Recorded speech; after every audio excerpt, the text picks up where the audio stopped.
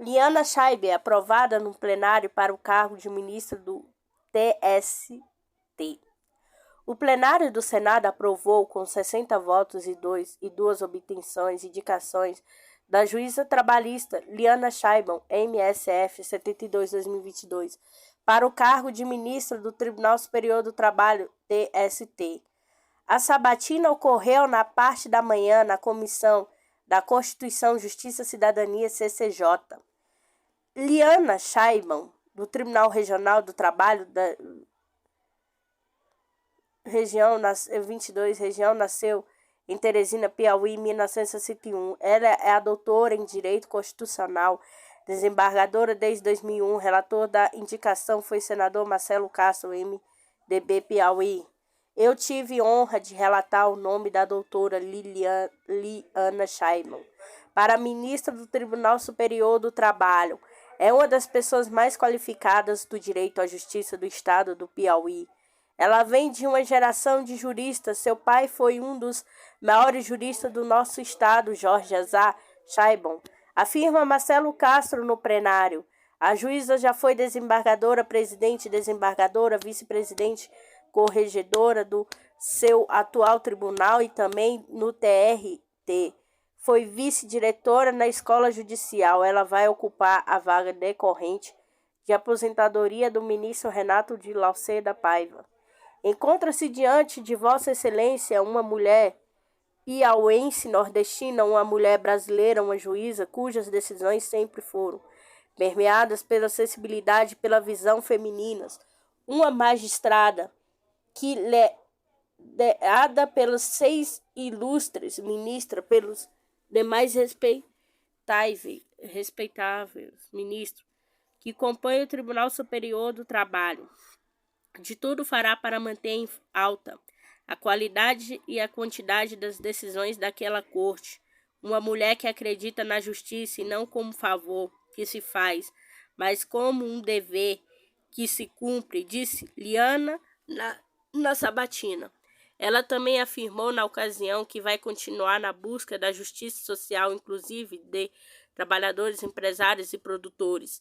Estou convicta dos desafios que enfrentarei, seja em relação ao elevadíssimo número de causas que desaguam no Tribunal Superior do Trabalho diariamente, seja em relação à complexidade das questões contidas nessas demandas que esperam em total medidas as multifacetadas necessidades provenientes da sociedade em constante transformação.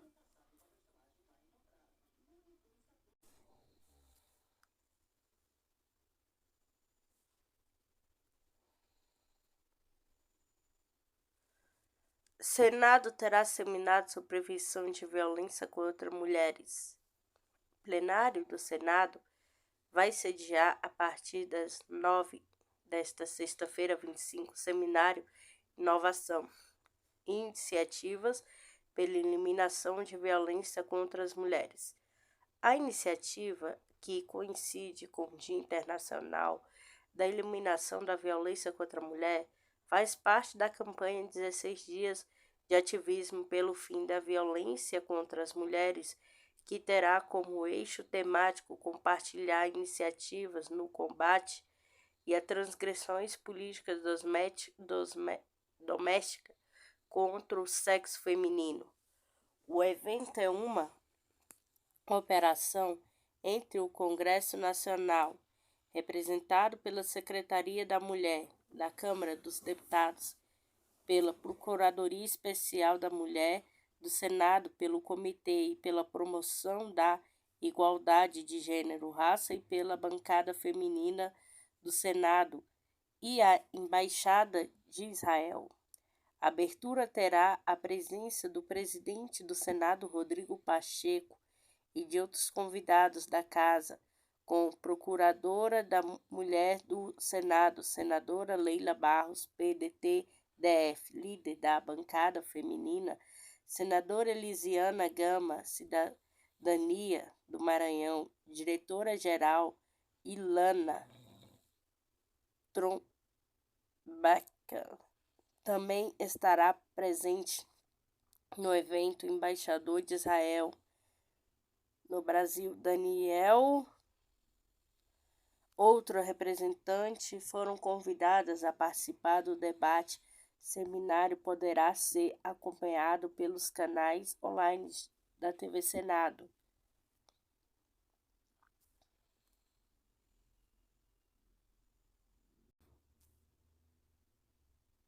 Plenário aprova Fernando Costa indicado para a embaixada no Líbano.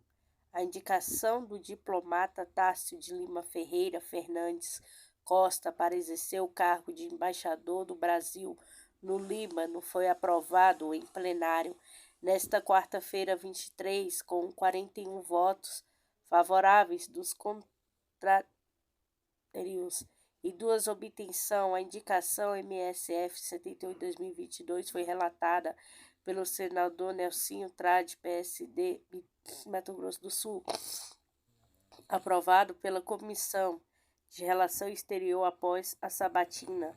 Fernando Costa nasceu em 1960 em Recife e o mestre doutor em teoria política. Ele ingressou no Itamaraty em 1984, onde exerceu vários cargos.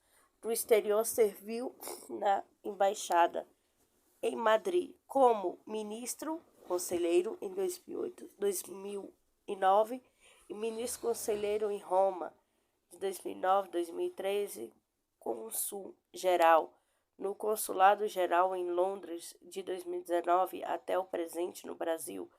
Diplomata, foi assessor especial da Presidência da República e assessor especial do ex-presidente, assessor-chefe da Assessoria Internacional do Tribunal Superior Eleitoral, diretor do Departamento da América do Sul Setentrional Ocidental, chefe da Assessoria de Imprensa do Gabinete de Ministro de Estado entre 2018 e 2019, Líbano. O relatório de Nelsinho Trade destacou a relação política de alta densidade entre o Brasil e o Líbano, tanto pela expressiva comunidade de descendentes de libaneses no Brasil, quanto pela importância geopolítica do Líbano no contexto regional. Segundo estatística do Ministério da Economia brasileiro, o montante da corrente comercial entre o Brasil e o Líbano alcançou, em 2021, 177,1 bilhões, 10,6% mais do que em 2020, com superávit de 136,5 milhões para o lado brasileiro, menos 11,4% em relação a 2020.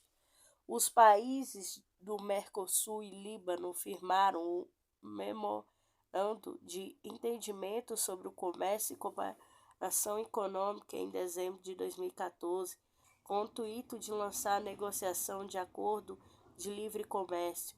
Em sabatina, nesta quarta-feira, indicado reconheceu a contribuição do Líbano para a formação nacional brasileira, salientou a grave situação econômica daquele país, que enfrenta elevados índices de pobreza, problemas em áreas como de educação e de energia.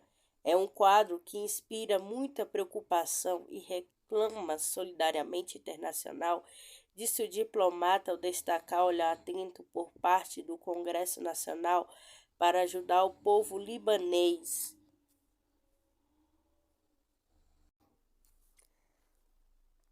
CRA vota o projeto que muda autorização para agrotóxicos. A Comissão da Agricultura, CRA, tem reunião marcada para esta quinta-feira, 24 às 8, com um único item em pauta substantivo da Câmara dos Deputados ao projeto que muda regras para autorização de agrotóxicos, PL 1459/2022. O relator, senador Assi PDT Roraima, elogia o projeto ao apontar uma necessidade de atualização normativa diante do desenvolvimento técnico e científico do mundo atual. O senador, no entanto, fez com que chamou de alguns ajustes no texto que veio da Câmara dos Deputados, Uma das mudanças é a rejeição de uma emenda que concluiu a dispensa de registro na produção de pesticida biológico para uso próprio apenas em lavouras próprias em sistema de produção orgânico ou convencional. O relator não considerou a medida oportuna. PL 1459/2022, em substantivo da Câmara dos Deputados, ao projeto de lei senador PLS 526/1999, apresentado originalmente há 23 anos pelo então senador Blairo Maggi. Texto trata de pesquisas, experimentação, produção, embalagem, rotulagem, transporte, armazenamento, comercialização, utilização, importação, exportação, destino final de resíduos e embalagem, registro, classificação, controle, inspeção, fiscalização de pesticida e produto de controle ambiental. O projeto já havia sido aprovado no Senado, enviado à Câmara dos Deputados, como foi modificado pelos deputados. A comissão vai analisar as mudanças propostas. Polêmica. O projeto tem sido alvo de polêmica e intenso debate em suas 2 décadas de tramitação. Enquanto os defensores dizem que o texto moderniza o setor, dá mais transparência ao processo de autorização dos agrotóxicos, os críticos dizem que a matéria pode ser prejudicial ao meio ambiente, saúde humana. Muitos ativistas chamam a proposta de PL do veneno. No plenário, a senadora Elisiane Gama, Cidadania Maranhão, criticou o projeto e lembrou que o Brasil começou a mudar sua imagem na recente COP27 no Egito, enquanto passou a ser visto como um importante ato mundial na preservação do meio ambiente. Ele disse que vai pedir a suspensão da votação do projeto na CRA. Esse é o pacote de veneno, o pacote da destruição. Essa votação não vai ajudar o Brasil em nada, pelo contrário, vai prejudicar, afirmou a senadora.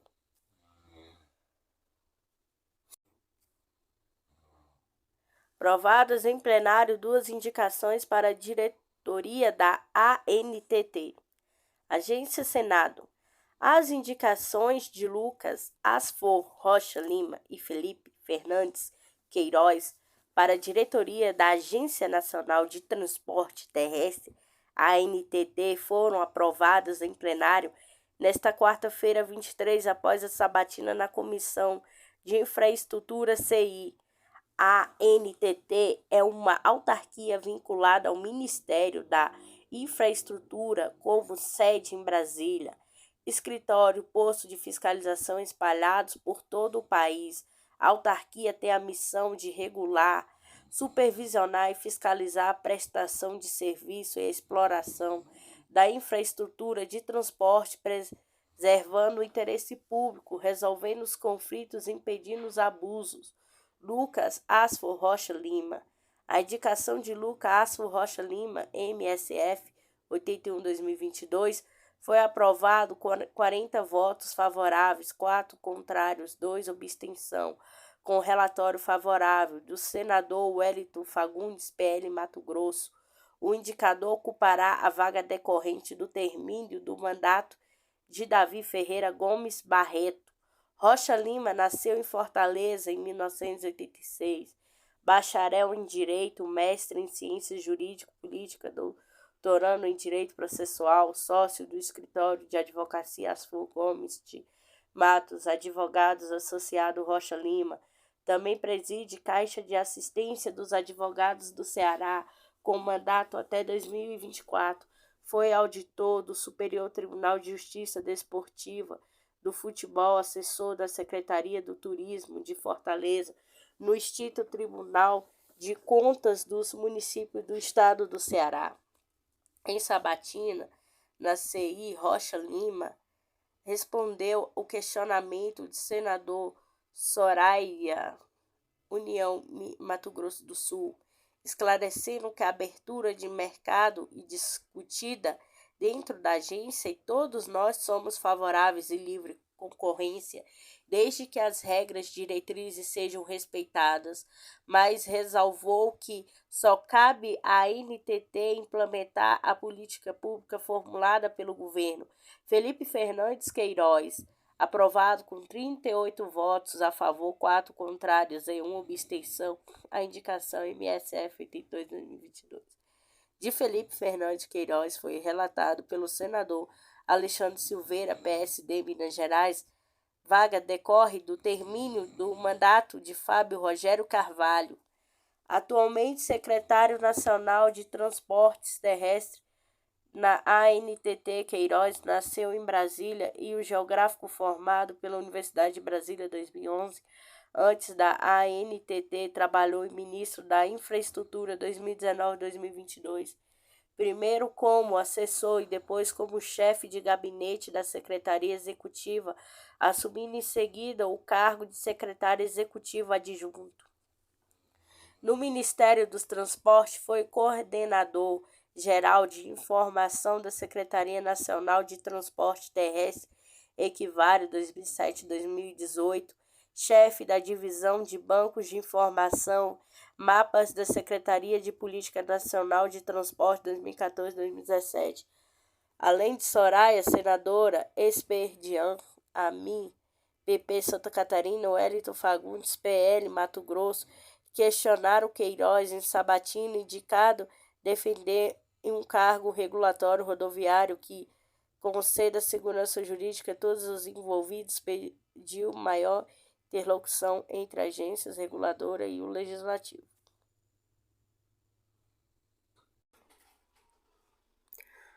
Bom dia, galera, tudo bem? Seja bem-vindo. O governo de transição de Lula vai recomendar o destravamento de acesso ao recurso da Lei Rouanet. André Borges, ex-ministro da Cultura, Juca Ferreira, que compõe a equipe de transição do governo Lula na área cultural, disse nesta quinta-feira, 24, que o grupo vai recomendar o destravamento da principal lei de incentivo à cultura no país, Lei Rouanet. Também há ações planejadas para reativar o Fundo de Incentivo ao Setor Audiovisual. A Lei Rouanet está emperrada, houve uma regulação dos itens absolutamente imprópria. Está sendo feito o levantamento, mas já é certo que vamos desobstruir tanto a Lei Rouanet como o Fundo Setorial do Audiovisual. Uma das funções dessas comissões justamente é apontar que está travando, precisa ser desobstruído, disse Ferreira ao chegar ao Centro Cultural Banco do Brasil, CCBB. Segundo o ex-ministro, o levantamento já realizado aponta que há muitos processos em andamento na Secretaria da Cultura, para os quais faltam apenas a última assinatura para que seja autorizado. Já está aprovado, tudo já tem mais de um ano ali parado. Então, uma das missões do grupo de transição é apontar para o futuro ministro e ministra que precisa ser desobstruído tanto como a lei como o Fundo Setorial do Audiovisual. A avaliação do grupo da cultura é de que será preciso reajustar valores de incentivos já aprovados, mas que não foram liberados. Houve um processo consciente, proposital de depreciação da cultura em geral, extinguiu o ministro da Cultura, esvaziaram vários órgãos, Cinemateca, com Fundação Palmares, fizeram como requinte de crueldade será a reconstrução do sistema de cultura, do sistema público em geral. O ex-ministro reconheceu que, apesar do planejamento, a fase atual de escassez de recursos para todas as áreas de cultura, em especial, acaba sendo uma das primeiras a sofrerem as consequências. Vamos sugerir, houve uma redução de orçamento, a situação não é boa. Todo mundo sabe, não é nenhuma novidade. Propositalmente, o atual governo declarou guerra à cultura, extinguiu o ministério, tentando recriar um sistema de censura, isso e obstruindo as fontes de financiamento dos artistas para a área cultural em geral. Tudo isso vai ser restabelecido rapidamente.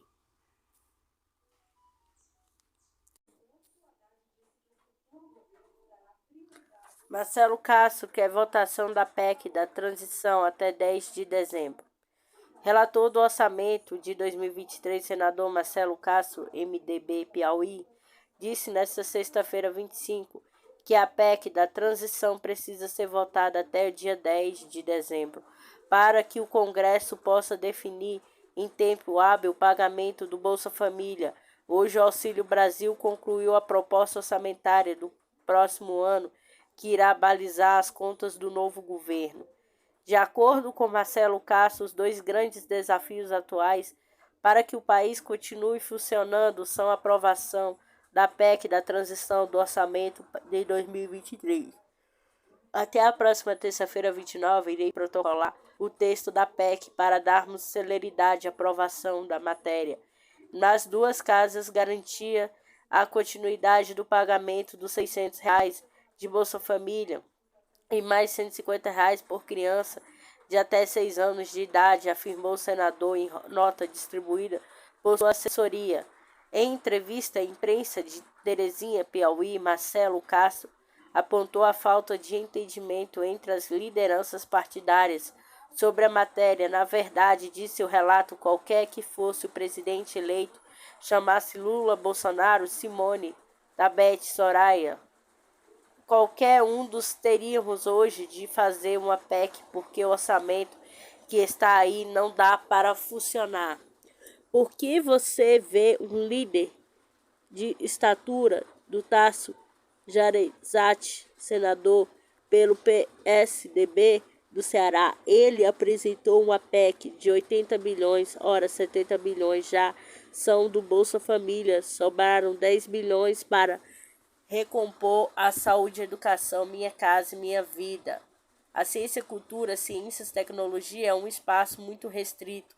Ele fez isso com as melhores intenções. Senador Alessandro Vieira, PSDB, Ceará, apresenta uma PEC de 70 bilhões, só liberando o Bolsa Família.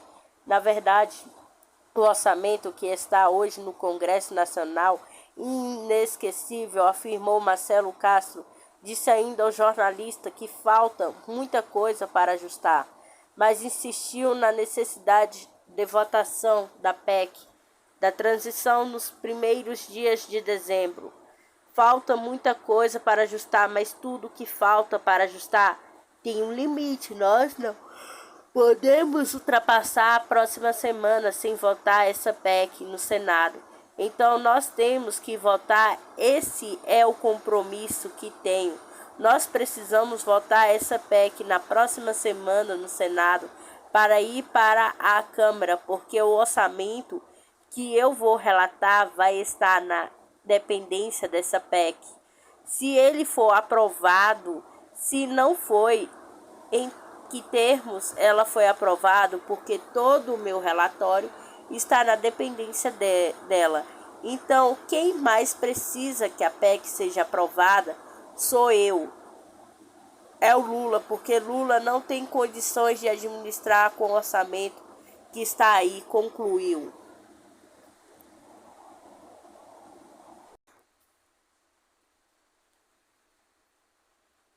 Em esforço concentrado, o Senado aprova 25 autoridades. Plenário do Senado aprovou na sessão de terça 22, quarta-feira 23, as indicações de 25 autoridades. Esforço concentrado foi convocado pelo presidente da Casa, Rodrigo Pacheco. Foram aprovados 13 embaixadores, 7 diretores da agência reguladoras, 5 indicados para o Conselho ou Tribunais Superiores. Antes de serem aprovados no plenário, os indicados passaram por sabatina nas comissões. Na terça-feira, os desembargadores Mesode Azulay Neto, Paulo Sérgio Domingues tiveram seus nomes aprovados no plenário para o cargo de ministro do Superior Tribunal de Justiça, STJ, substituindo Napoleão Maia e Nefe Cordeiro. Também na terça, o plenário aprovou o nome da desembargadora Liana Schaibe para o cargo de ministra do Tribunal Superior do Trabalho, TST. Já na quarta foi aprovado o nome da diplomata Benedicto Fonseca Filho para chefiar a Embaixada Brasileira na África do Sul.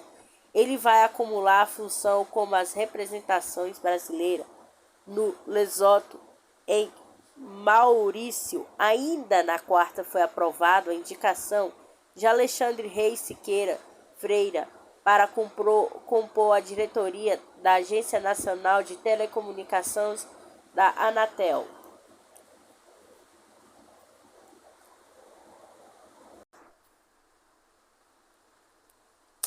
Governo Bolsonaro não comprou doses suficientes de vacina contra a Covid-19 para 2023, diz equipe da transição. Fabiana Cambricoli, a equipe de transição do presidente eleito Luiz Inácio Lula da Silva, PT, identificou que o Ministério da Saúde ainda não formalizou a compra de todas as doses que seriam necessárias para a campanha de vacinação contra a Covid-19 no ano que vem. Que temos de informação é que o contrato de entrega de vacinas está vigente, mas o Ministério não fez solicitação de quantidade suficiente para o ano que vem, afirmou o sanitarista Arthur Chioro, coordenador do Grupo de Transição da Saúde do ex-ministro da pasta. A equipe identificou ainda não haver recursos reservados para despesas regulares do Ministério da Saúde no valor de 10,4 bilhões, que incluiu a compra de medicamentos à saúde indígena, pagamento de bolsas de residência médica. Questionado sobre a campanha de doses para a campanha do ano que vem, o Ministério da Saúde afirmou apenas que já garantiu 700 milhões de doses da vacina da Covid-19 desde o início da campanha, das quais 550 milhões já foram distribuídas a todos os estados e Distrito Federal. Sobre a campanha de 2023, a pasta disse que a estratégia de vacinação está em discussão pelo Programa Nacional de Imunização do Ministério da Saúde, assim como o quantitativo é necessário de doses para garantir a continuidade da imunização da população. É o máximo de proteção contra a Covid-19 respeito do buraco de 10,4 bilhões de pasta, destacou que nenhuma política pública será interrompida, que está atenta às necessidades orçamentárias e à busca em diálogo com o Congresso Nacional as adequações necessárias na proposta orçamentária para 2023. O Estadão, coordenador da equipe da transição de Lula para a saúde, afirma que o grupo está levantando decisões do Ministério da Saúde que podem ser revogadas. De acordo com o médico, somente a assistência farmacêutica está com 1,5 bilhão e menos do que precisaria para manter as ações planejadas, que significa, segundo ele, a redução de recursos para o programa Farmácia Popular e compra de medicamentos contra HPV e hepatite, por exemplo. O Programa Nacional de Imunização, do PNI, também perdeu recursos, medidas que o grupo de transição tenta reverter para ter condições de colocar em prática a promessa de ampliar as campanhas de vacinação. Já no início do mandato, temos de recompor para dar regularidade ao programa, mas também pela necessidade de ampliar a cobertura vacinal no país. Já levamos os valores necessários para o vice-presidente eleito Geraldo Alckmin afirmou. Segundo Chioro Rombo, é de 10,4 bilhões, faz a parte da corte orçamentária de quase 23 bilhões feitos pela gestão Jair Bolsonaro PL no orçamento da saúde para 2023.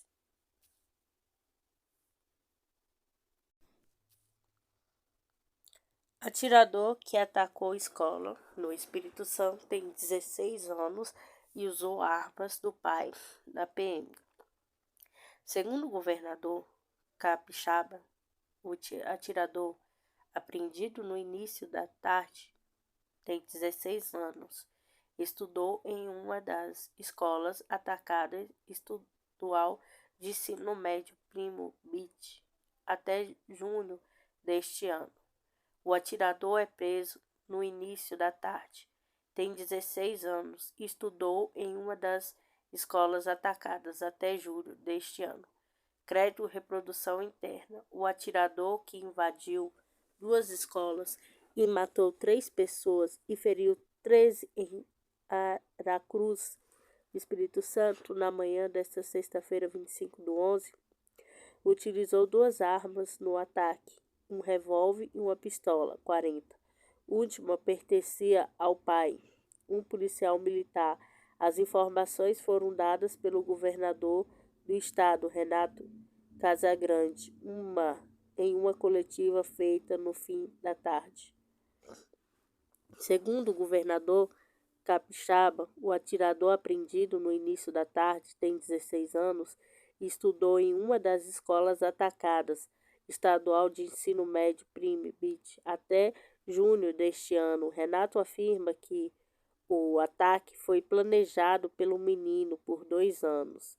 De acordo com a Secretaria da Saúde do Espírito Santo, César, em dados informados com GI Espírito Santo, 6 das 13 pessoas feridas no ataque ainda estavam hospitalizadas no fim da tarde desta sexta-feira, 25/11. 2 das vítimas são crianças e uma delas está em estado gravíssimo. O atirador invadiu 2 escolas na manhã desta sexta-feira, 25/11. Primeiro ataque deu por volta das 9h30 nas escolas estadual de ensino médio Primo. Lá, o jovem, identificado pela polícia militar como aluno da instituição, atirou várias vezes no pátio da escola e depois se dirigiu à sala dos professores e fez mais disparo e 2 professores morreram. Depois, o atirador fugiu em um carro e se dirigiu até o Centro Educacional Praia de Coqueiral, antigo Centro Darwin. Segundo o secretário de Segurança Pública, Márcio Calante, no local ele fez as mesmas coisas. Entrou nas salas efetuando o disparo. Lá ele atingiu cerca de 5 pessoas e um óbito foi confirmado no local. Os feridos foram socorridos em hospitais da região. Ele deixou o local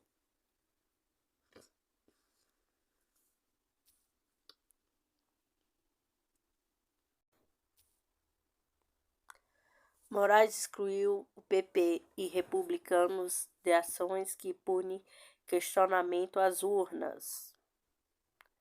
Presidente do Tribunal Superior Eleitoral, TSE, ministro Alexandre de Moraes, excluiu em decisão divulgada nesta sexta-feira, 25/11, os partidos PP republicano de arcarem com a multa de 22,9 milhões aplicados e coligação pela qual o presidente Jair Bolsonaro, PL, concorreu à reeleição. E o montante é uma penalização em resposta ao relatório apresentado pelo presidente legendado Valdemar Costa Neto, que questiona o segundo turno eleitoral. Segundo o documento assinado por Moraes, os progressistas republicanos afirmaram terem reconhecido o resultado e a validade das eleições de 2022 e a vitória da coligação Brasil de Esperança nas urnas, além de não terem sido consultados e não terem autorizado o ingresso pelo presidente do PL em nome da coligação. Segundo as legendas, Valdemar Costa Neto se auto-intitulou o presidente da coligação, que não havia sido acordado com os demais partidos. Dessa forma, determina a exclusão de ambos os partidos políticos de presente ação, bem como imediato cancelamento do bloqueio de suspensão dos respectivos fundos partidários dos progressistas e do republicano, mantendo-se a condenação por litigância em má-fé, a única integralmente em relação ao Partido Liberal, diz Moraes em sua decisão. fazendo assim com que conste unicamente o Partido Liberal como autor da demanda má-fé. Moraes negou na última quarta-feira, 23, o pedido do PL, partido de Jair Bolsonaro, para anular segundo turno eleitoral que elege Luiz Inácio Lula da Silva PT como novo presidente do país. Além de negar o pedido, Moraes condenou a legenda a pagar uma multa de 22,9 bilhões. A decisão se deu após a sigla apresentar dia antes um relatório apontado suposta inconsistência em 6 modelos de urna usado no pleito. Por conta disso, o PL pedia que a parte dos votos fosse anulada. O partido alegou que havia 279 mil urnas com problemas na disputa no segundo turno entre o presidente Bolsonaro e o Lula, que venceu com 50,9% dos votos válidos. O ministro ainda afirma da decisão que trata-se de um pedido esdrúxulo, ilícito, que atenta contra o Estado democrático de direito, total má-fé de que requerente em seu esdrúxulo, ilícito pedido ostensivamente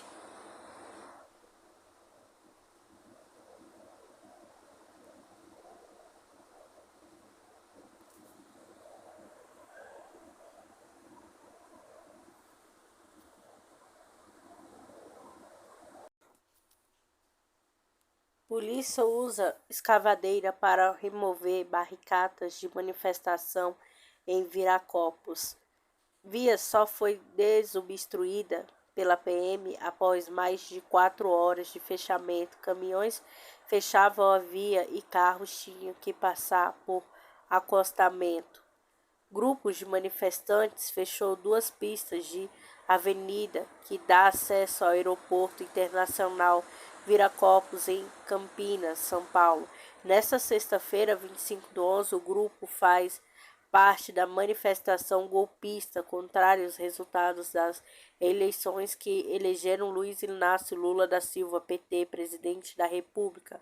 Polícia Militar precisou usar uma retroescavadeira para remover a barricada montada no meio da pista. Com a chegada da PM, o ato antidemocrático foi dispersado. Ao todo, foram ao mesmo 4 horas de interdição no trânsito entre madrugada e início da manhã, e houve congestionamento e pista só se foi totalmente liberada às 8h15 de hoje, segundo a polícia.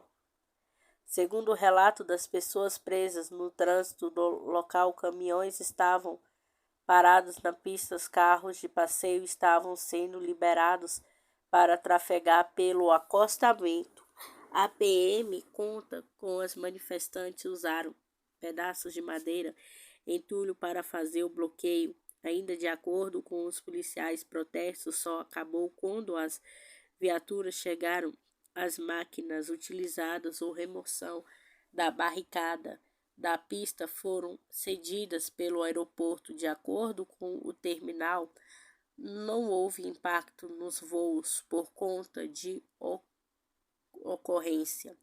Segundo a empresa municipal de desenvolvimento de Campinas, INDEC, que foi acionada por volta das 6h15, o tráfego ficou congestionado, mas afluindo apenas caminhões foram impedidos de seguir viagem. Estagiários sob supervisão de Andréia Castro, cobertura do Correio Brasiliense. Quer ficar por dentro sobre as principais notícias do Brasil, do mundo? Siga o Correio Brasiliense.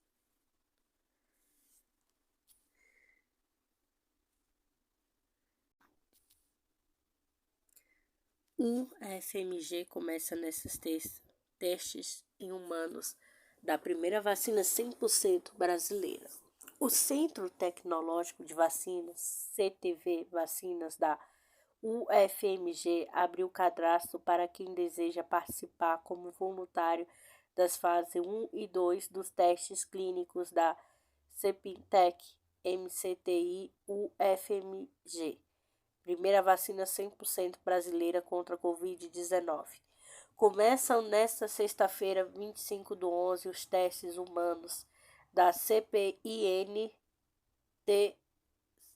Tech, produzida pela Universidade Federal de Minas Gerais, UFMG.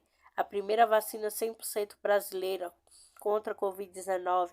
Os ensaios clínicos serão realizados com o objetivo de obter evidências quanto à eficácia e segurança do imunizante, além de descobrir eventuais reações adversas. A Agência Nacional de Vigilância Sanitária, Anvisa, autorizou testes em humanos em outubro. Nos estudos pré-clínicos feitos em animais não foram registrados efeitos colaterais diversos, demonstrando capacidade de produção de anticorpos. Além disso, os exames comprovam que imunizante eficaz contra diferentes variantes, subvariantes do vírus.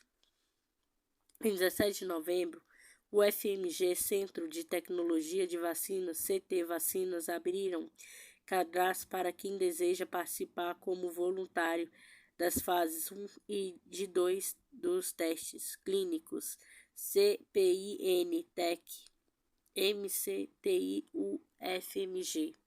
Os interessados devem ser saudáveis e ter entre 18 e 85 anos, ter recebido as 2 doses iniciais da Coronavac ou AstraZeneca, 1 ou 2 doses de reforço da Pfizer, pelo menos 9 meses, ou AstraZeneca, pelo menos 6 meses, e residir em Belo Horizonte durante os 12 meses de estudo. As mulheres não podem estar grávidas ou amamentando.